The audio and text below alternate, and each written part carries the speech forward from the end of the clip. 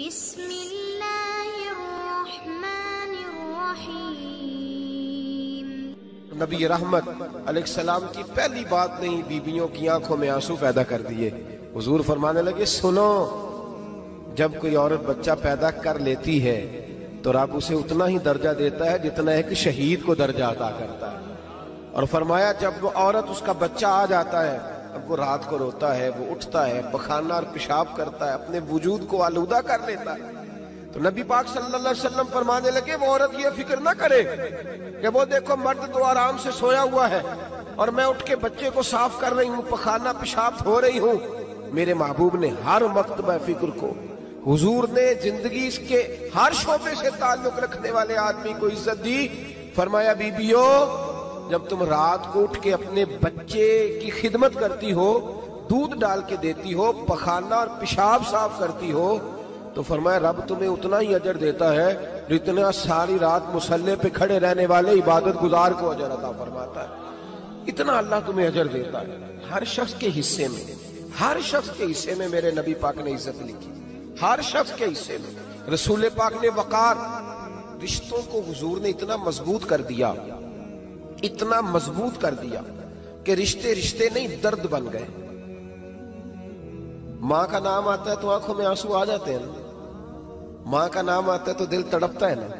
یار یہ انقلاب ہے جو میلاد والے رسول نے برپا کیا، ورنہ حضرت طارق ابن عبداللہ کہتے ہیں میں حضور کے اعلان نبوت سے پہلے بھی مکے آیا تھا۔ آپ فرماتے ہیں میں نے ایک بوڑھی عورت کو، ایک نوجوان کو گلے میں رسی ڈال کے گھسیٹ کے لے جاتے دیکھا، تو میں نے اس سے کہا کہ یہ کیا کر رہے ہو، کون ہے یہ بی بی، کیا مسئلہ ہے؟ تو وہ کہنے لگا جی میری اماں ہے، بوڑھی ہو گئی ہے، کسی کام کی نہیں رہی تو بیچنے جا رہا ہوں، چلو کسی کے برتن جب مانجے گی تو میرے تو پاس کچھ نفع آئے گا نا بیچنے۔ یہ داستانیں نہیں، ابھی بھی جن لوگوں کی طبیعت سخت ہوتی ہے وہ قتل نہیں کر دیتے ماں باپ کو۔ واقعہ سنیے نا آپ نے کہ ابا میرے نام زمین نہیں کر رہا تو مار دیا۔ جب کلیجے سخت ہوتے ہیں تو کام ہو جاتا ہے۔ ایک طرف وہ منظر تھا اور ایک طرف یہ منظر ہے کہ حضرت حلیمہ سعدیہ رضی اللہ تعالیٰ عنہ، ان کا نام نہیں ہے حضرت حلیمہ کا مسلم شریف میں، وہ امام زرقانی نے لکھا ہے، ورنہ مسلم میں یہ روایت اپنے اصل انداز میں موجود ہے۔ حضرت ابو ہریرہ رضی اللہ تعالیٰ عنہ فرماتے ہیں کہ جناب حلیمہ بوڑھی عورت، سادی عورت، اگر آپ کبھی معاشرتی لحاظ سے حضرت حلیمہ کا انداز دیکھیں گے نا، توجہ ہے میری بات پر، سمجھ آ رہی ہے آپ حضرات کو؟ جو ہمارا معاشرتی ماحول ہے نا، معاشرتی ماحول، تو حضرت حلیمہ سعدیہ رضی اللہ تعالیٰ عنہ کی حیثیت آج کے معاشرے میں اگر دیکھی جائے تو ایک آیا، بچوں کو پالنے والی آیا نہیں ہوتی، وہ آیا کی اسکول میں ایک آیا ہوتی ہے۔ جب بچہ چھوٹے ہمارے پرائیویٹ سکولز میں بچے جاتے ہیں تو عورت سنبھالتی ہے، دودھ ڈال دیتی ہے، کئی دفعہ فیڈر بھی پلا دیتی ہے، بچہ اگر پخانہ پیشاب کرتا ہے تو خدمت کرتی۔ یہ عورتیں اس زمانے میں چھوٹے بچے لے جاتی، پالا کرتی۔ تو بتانا دائی کی، آیا کی، میں مثال دے رہا ہوں، اور نرس کی کیا حیثیت ہے معاشرے میں۔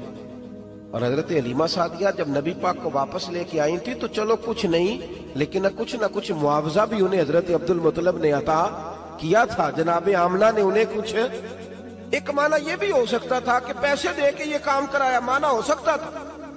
آج جو گھر میں اماں برتن دھوتی ہے اس کی کیا حیثیت ہوتی ہے؟ وہ تو بیچاری جن برتنوں کو دھو کے ہمیں دیتی ہے، بعد میں انہی برتنوں میں ہم انہیں کھانا کھانے کی اجازت نہیں دیتے۔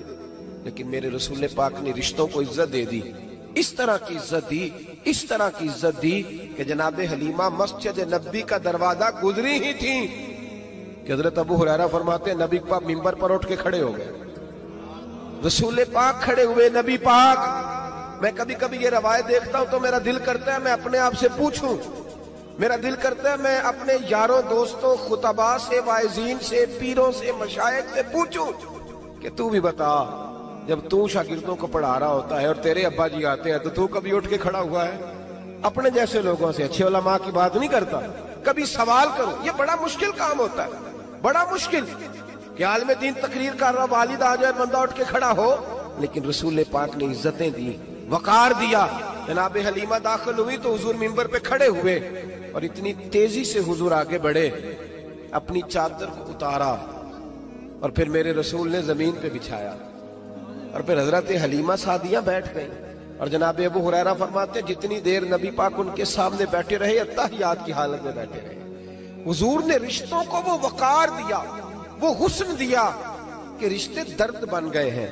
اب ماں کا نام دل میں بعد میں آتا ہے، زبان میں بعد میں آتا ہے، آنسو پہلے آتے ہیں۔ اب ماں کا رشتہ ایک وقار ہے، ایک حسن۔ الحاوی للفتاوی میں امام جلال الدین سیوطی رحمت اللہ لکھا ہے فتح مکہ کے بعد نا کمال ہو گیا، وَرَأَيْتَ النَّاسَ يَدْخُلُونَ فِي دِينِ اللَّهِ أَفْوَاجًا، فوجوں کی فوجیں دین میں آ گئی۔ ایک زمانہ تنہائیوں کا ہوتا ہے، ایک عروج کا ہوتا ہے۔ عروج کے زمانے میں بڑے تعلق، بڑے رش، بڑی باتیں۔ اب حال یہ تھا فتح مکہ کے بعد کہ پہلے تو ایک آدھ آدمی کلمہ پڑھتا تھا، فوجوں کی فوجیں آتی۔ ایک دن نہ نبی پاک نماز پڑھانے آئے مسجد میں، میرے نبی پاک صلی اللہ علیہ وسلم جب مسجد میں آئے تو مسجد کھچا کھچ بھری ہوئی، گلیاں بھی بھری، 10,000 کے قریب لوگ مدینے میں جمع ہیں حضور کے پیچھے نماز پڑھنے کے لیے۔ پڑھیے صلی اللہ علیہ وسلم۔ نبی پاک صلی اللہ علیہ وسلم تشریف لائے نا، جیسے ہی مسجد میں داخل ہوئے تو 10,000 کا مجمع اٹھ کے کھڑا ہو گیا۔ ہمارے لیے لوگ کھڑے ہوتے ہیں تو ہماری آنکھیں پرنم نہیں ہوتی، بلکہ ہم اپنا حق سمجھتے ہیں، ہم کہتے ہیں ان کا بنتا ہے کھڑے ہونا۔ حالانکہ بھائی دنیا سب کے لیے کھڑی نہیں ہوتی، جب کوئی کھڑا ہونا تو نظر جھک جانی چاہیے اور تیرے دل میں خیال آنا چاہیے کہ یا اللہ مجھ پہ رحم ہی رکھنا، اے اللہ میری پردہ پوشی کرنا، یا اللہ یہ تیری دی ہوئی عزت ہے، مہربانی کر، خفیہ تدبیر سے محفوظ فرما۔ کہ ہمیں احساس نہیں ہوتا الا ماشاءاللہ۔ اللہ کے محبوب داخل ہوئے تو 10,000 کا مجمع کھڑا ہو گیا۔ 10,000 آدمی کھڑا ہو تو ایک کیف بنتا ہے، تو میرے جیسا آدمی تو ویسکوٹ سیدھی کرنے لگ جاتا ہے نا کہ بڑی شان ہے جناب، کالر ٹھیک کر لو، دستار سیدھی کر لو، کیا بات۔ اتنے لوگ بھی کبھی کسی کے گاڑے کے پیچھے بھاگے، لیکن نبی پاک کا انداز کیا تھا؟ رسول پاک کی آنکھوں میں آنسو آ گئے۔ 10,000 آدمی کھڑا ہوا، حضور رو پڑے، اور اتنا روئے کہ جناب ابو ہریرہ رضی اللہ تعالیٰ عنہ فرماتے ہیں کہ میں نے نبی پاک کے سینے سے آواز نکلتی دیکھی۔ جب آدمی زیادہ روتا ہے تو سینے سے آواز آتی، حضور روئے کہ سینے سے آواز آئی۔ آپ فرماتے ہیں پھر حضور نے آنسو پوچھے، پھر نماز مکمل ہوئی۔ جب لوگ چلے گئے تو حضرت ابو بکر صدیق اٹھ کے قریب گئے، کہا یا رسول اللہ صلی اللہ علیہ وسلم آج کوئی وجہ نہیں تھی رونے کی، آپ آئے ہیں اور رونا شروع کر دیا۔ تو میرے محبوب فرمانے لگے آج جب میں نے اپنی وہ شانیں دیکھی، وہ مقام دیکھا تو مجھے اپنی اماں کی یاد آ گئی، ماں کی یاد۔ رشتوں کو وہ عزت دی، وہ وقار دیا، وہ حسن دیا۔ کہاں نماز کے لیے لوگوں کا کھڑا ہونا اور کہاں اماں کی بات چھیڑ دینا۔ میرے حبیب فرمانے لگے مجھے اپنی اماں آمنہ کی بات یاد آئی۔ میری ماں نے تو وہ دور دیکھا تھا جب وجود پہ کپڑے بھی پورے نہیں تھے، دل کرتا تھا آج اماں موجود ہوتی، میں نماز پڑھانے آتا، اللہ اکبر کہہ کے نیت باندھتا، سبحانک اللہ کے بعد سورہ فاتحہ پڑھتا اور سورہ فاتحہ مکمل پڑھ لیتا کہ میری اماں آمنہ کو کوئی کام یاد آتا، وہ پردہ سرکا کے کہتی بیٹا محمد میری بات تو سننا، تو محبوب فرماتے اللہ کی عزت کی قسم میں نماز چھوڑ دیتا، پہلے ماں کی بات سن کے آتا، میں چھوڑ دیتا نماز۔ وقار دے دیا، وقار، وہ حسن بخشا، وہ توانائی بخشی۔ کہتے پہلے تو حضور رو رہے تھے نا، جب حضور نے وضاحت کی تو پھر سارے رونے لگے۔